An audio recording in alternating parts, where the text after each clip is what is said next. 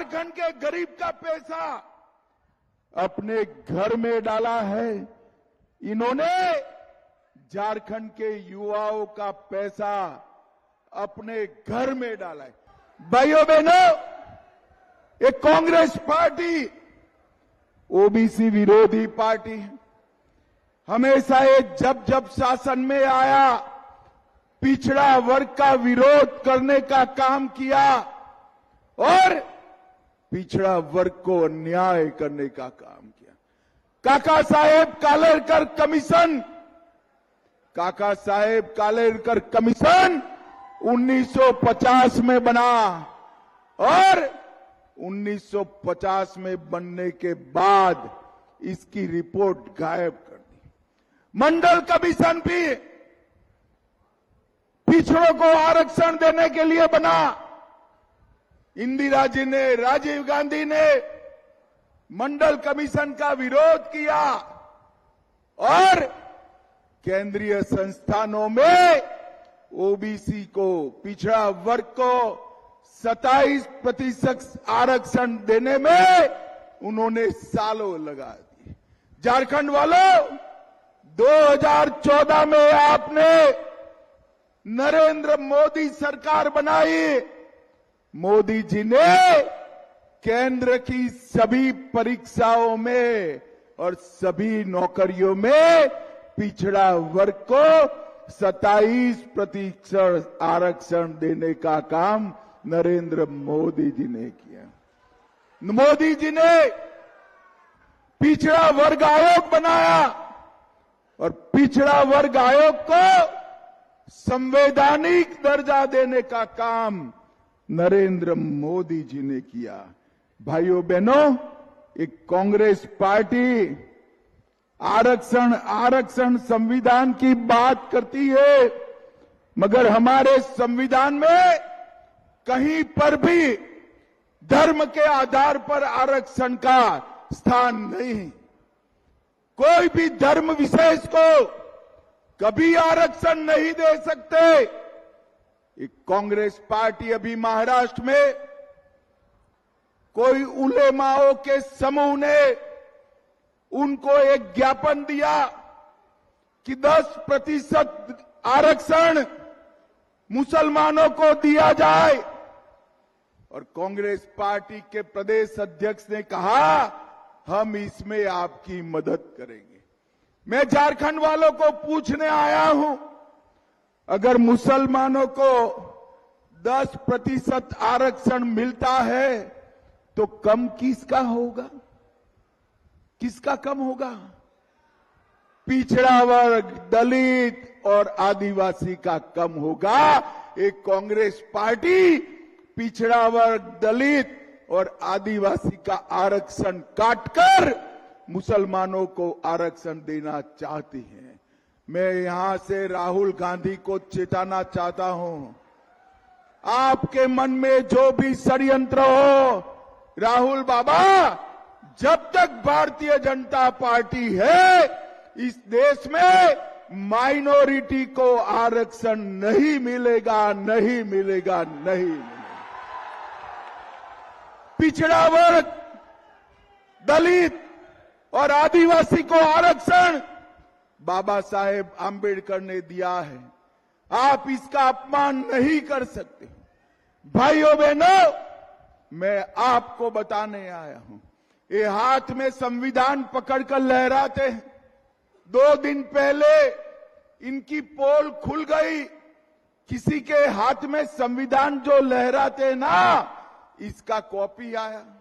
ऊपर तो भारत का संविधान लिखा था, अंदर सारे के सारे पन्ने कोरे थे, अंदर कुछ नहीं था।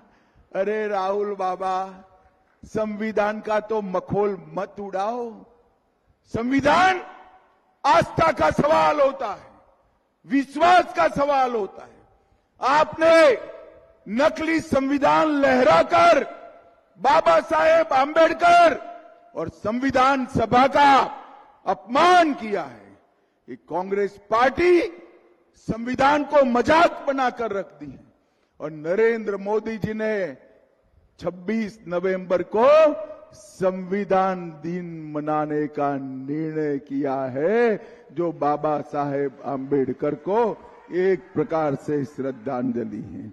भाइयों बहनों, मैं यहां आया हूं तब हमने अगर चुनाव जिस तरह से चल रहा है, इसमें ये तय है कि भारतीय जनता पार्टी की सरकार बनने वाली है। और मैं आपको वादा करता हूं, इतनी बड़ी संख्या में माताएं बहनें बैठी है, भारतीय जनता पार्टी की सरकार बनते ही सालाना हर वयस्क माता बहन को 25,000 रुपया देने का काम भारतीय जनता पार्टी करेगी। माताओं बहनों को 500 रुपये में गैस का सिलेंडर दिया जाएगा और दीपावली और रक्षाबंधन में साल में 2 गैस के सिलेंडर मुफ्त में देने का काम हमारी झारखंड की सरकार। ये युवाओं को वादा किया था हेमंत सोरेन ने कि हम आपको बेकारी भत्ता देंगे, मगर हम कह रहे हैं कि हर युवा साथी को महीना 2,000 रुपया बेकारी भत्ता देने का काम भारतीय जनता पार्टी करेगी। भाइयों बहनों, हम हर साल 1 लाख और 5 साल में 5 लाख रोजगार पैदा करेंगे और 2,87,000 पारदर्शी तरीके से भर्ती करने का काम भारतीय जनता पार्टी की सरकार करेगी। भाइयों बहनों, अब जब मैं कहता हूं पारदर्शी तरीके से भर्ती करना, तो इन्होंने इतने पेपर लीक कराए हैं, इन्होंने भर्ती के नाम पर झारखंड के युवाओं को दौड़ा दौड़ा कर मौत के घाट उतारा है।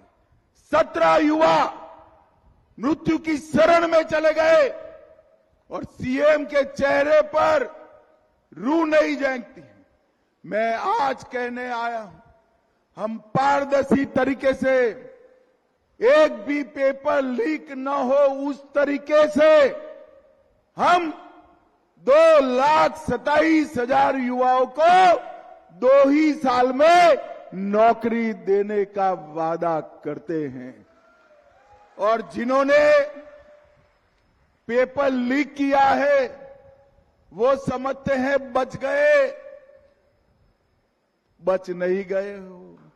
हमारी सरकार बनते ही एसआईटी बनाकर इसकी जांच कर पेपर लीक वाले सारे के सारे को जेल की सलाखों के पीछे डालने का काम किया जाएगा।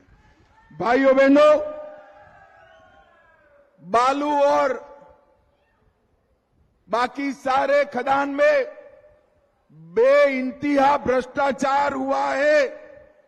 हमने घर बनाने के लिए जो प्रधानमंत्री आवास होता है वो बनाने के लिए 1 लाख रुपया एडिशनल सहायता देने का काम भारतीय जनता पार्टी की सरकार ने।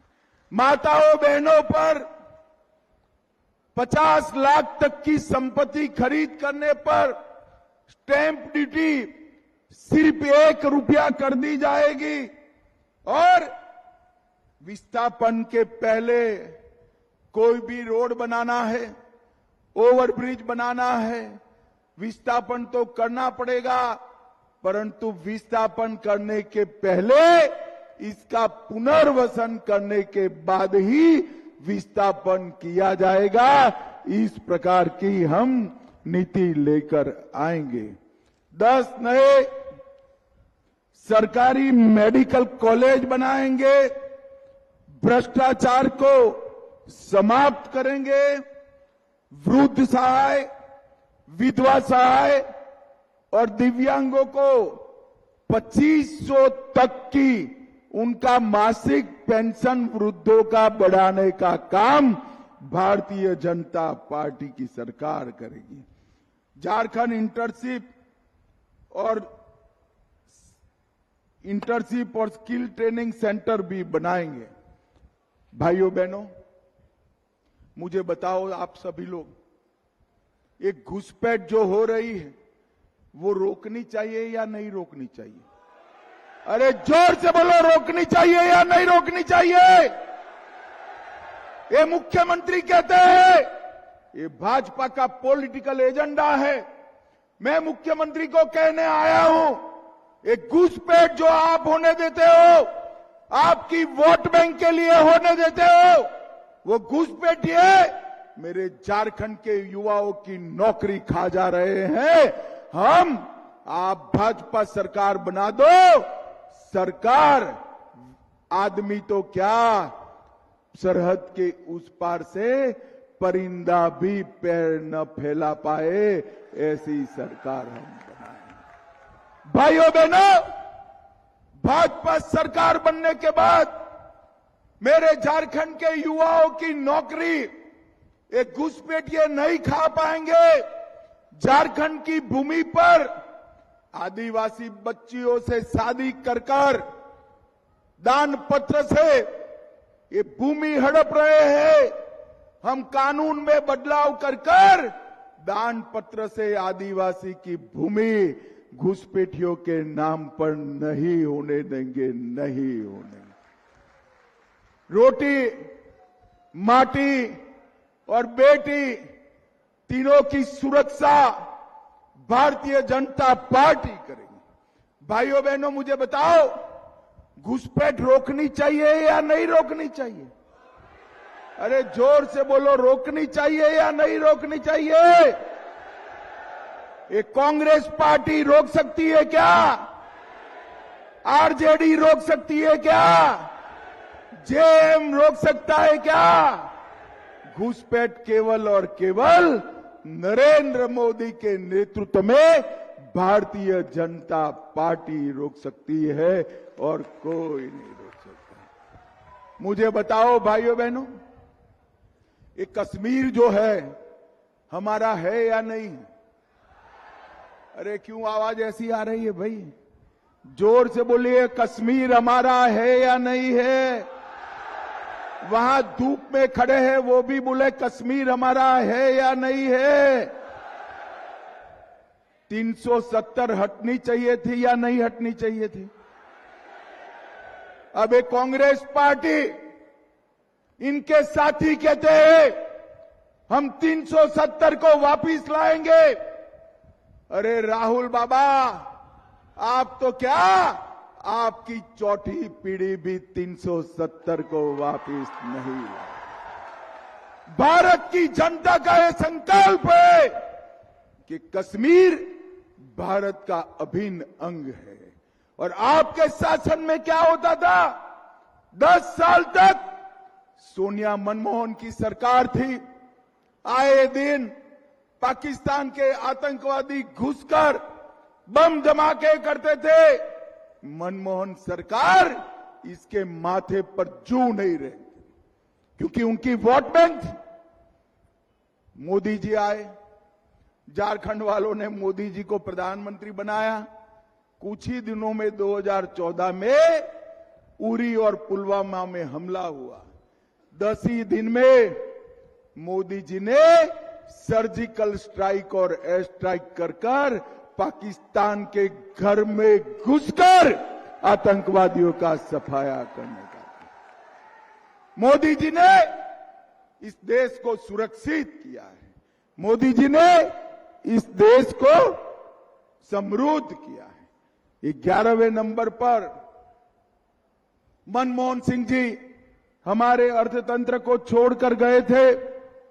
नरेंद्र मोदी जी हमारे अर्थतंत्र को 5वें नंबर पर लेकर आए हैं और 2027 तक हमारा अर्थतंत्र विश्व का 3रे नंबर का अर्थतंत्र बन जाएगा।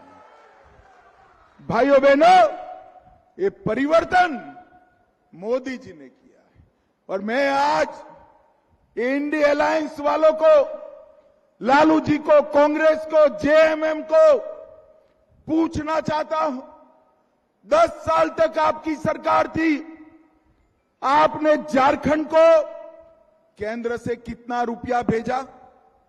नहीं बताते हैं, मगर मैं तो बताकर जाऊंगा।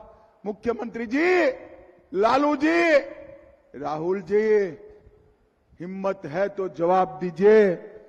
जब यूपीए की सरकार थी, झारखंड को सिर्फ 84,000 करोड़ रुपया दिया। 84,000 करोड़ रुपया 4 से 14 में 84,000 करोड़ रुपया दिया, और मोदी जी ने 14 से 24 तक 3,90,000 करोड़ रुपया देने का काम मोदी जी ने। मगर पलामू वालों, मुझे बताओ, ये 3,90,000 करोड़ रुपया आपके यहां पहुंचा है क्या?